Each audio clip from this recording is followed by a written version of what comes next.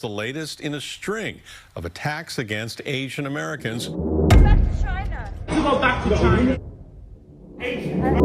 Chinese. Kung flu. Hey, you need some. I'll decapitate you.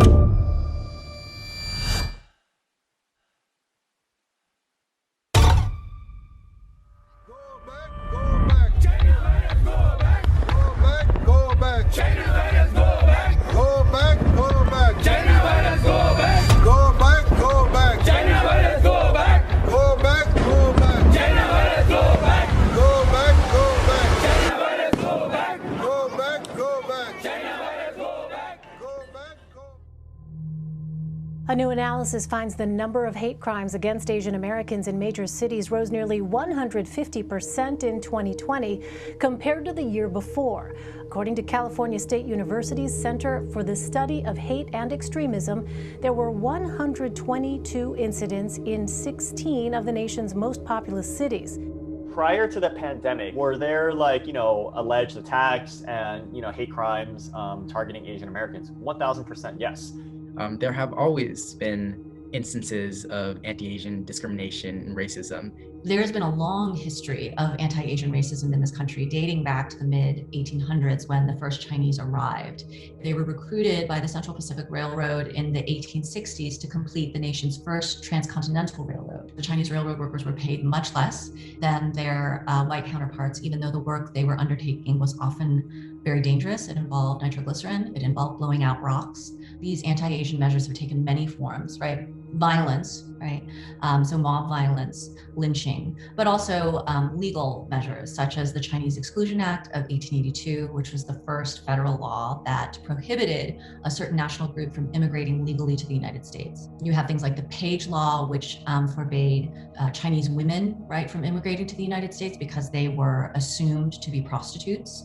So Vincent Chin, right, who was murdered in, I think it was 1982 in Detroit by two unemployed auto workers, right, and who targeted him because they thought he was Japanese. All of these things have been around for a very long time and are a part of the Asian American experience, are part of the American experience. In middle school, some peers would call me dog eater. They'd yell out Chinatown every time, I walk by them. The white kids would just come up to me randomly, do their bows or whatever, pull their eyes into slits and just shout ching chong, ching chong. Growing up, that happened less, just blatantly, but you would feel it. We had things spray painted on our garage door and, things thrown at us. A red Camaro pulls up at me, starts yelling, a bunch of upperclassmen are inside yelling racial slurs at me, and they just throw garbage at me and then before driving off. I can name Kung flu as opposed to calling it the Chinese virus. I think that it's pointless to argue whether, what he said was racist or not racist.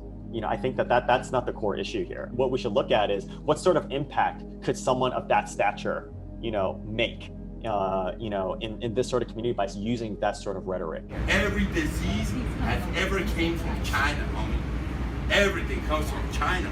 It's f***ing disgusting. Anti-Asian sentiment is always is always on the back burner, right? It's almost on the verge of boiling, right? And then you get moments like this, like COVID, that set things, to boil. And then you have the hateful rhetoric. I don't think the words of one individual can cause that much hatred. That hatred was already there, but President Trump maybe exacerbated it or was the one who really fueled the fire, but the fire was already there. So if it wasn't President Trump, then it probably would have been something else.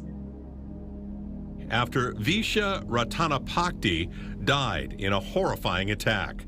The surveillance video captures the moment of impact. You can see Ratanapakdee in the driveway. A suspect barrels him down and takes off. The breaking point for me, at least, was the case of Visha Ratanapakdee, the Thai grandfather who was pushed over and ultimately killed. It resonated with me just because he looked so much like my own Amnoy, my grandfather, and I could see my grandfather's story and life reflected in him. They wouldn't dare attack a healthy Asian American male in his 20s. They attack these people who are of Asian descent but don't have the physical strength to fight back. In our culture, I mean, we really appreciate the elderly. There's that concept of filial piety dating back to Confucius, and so it's almost like, we have such a very deep respect for the people that have kind of come before us. Elders in particular are targeted because they're seen as vulnerable. And just because a lot of Asian elders don't speak English, they tend to speak in their own tongues, their mother tongues. And that warrants it being a barrier for reporting those crimes. A lot of them are defenseless. I mean, they're a lot older, and and I have a 95-year-old grandmother that lives in the Bay Area still. I'm scared for her every freaking day.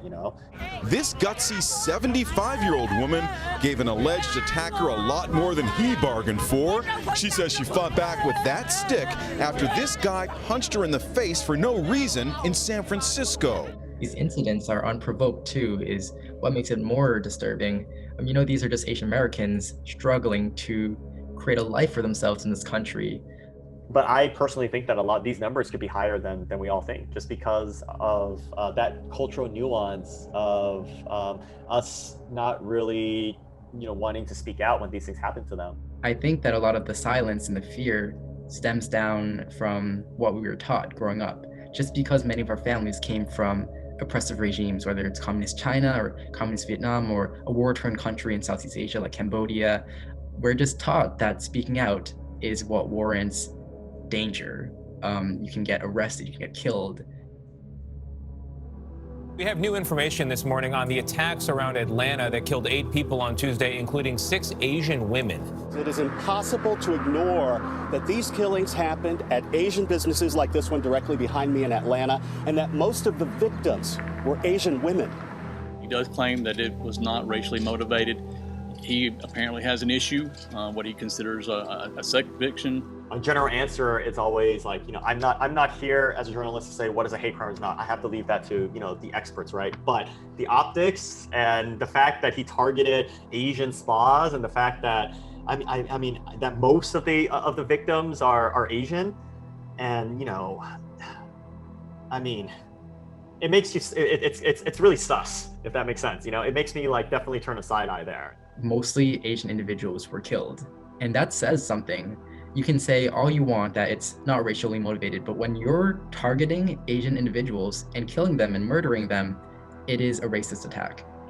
The fact that he is pinned this somehow as being about his sex, right, about sexuality, doesn't exclude, right, and in fact, it intensifies or it only increases the fact that this was a racialized crime, right, because he associates deviant sexuality with Asian female bodies, right, or Asian-owned businesses where Asian women are working predominantly.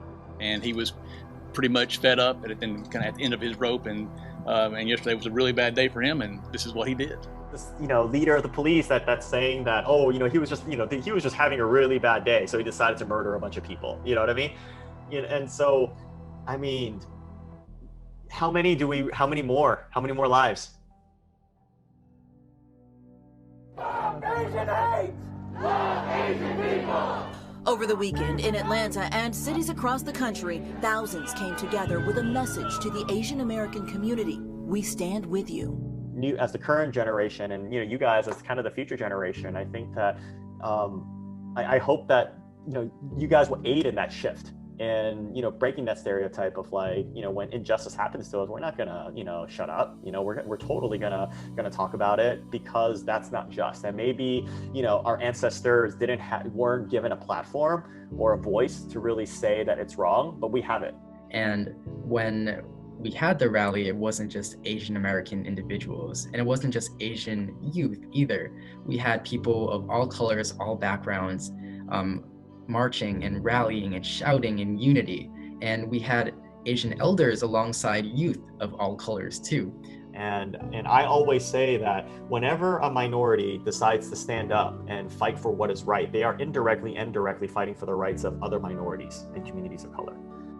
At the end of the day, as minorities, as minority groups, we just have to come together and find common ground, because their work and their goals are aligned with ours. And it may not be as direct, but they are aligned, and we have to remember that.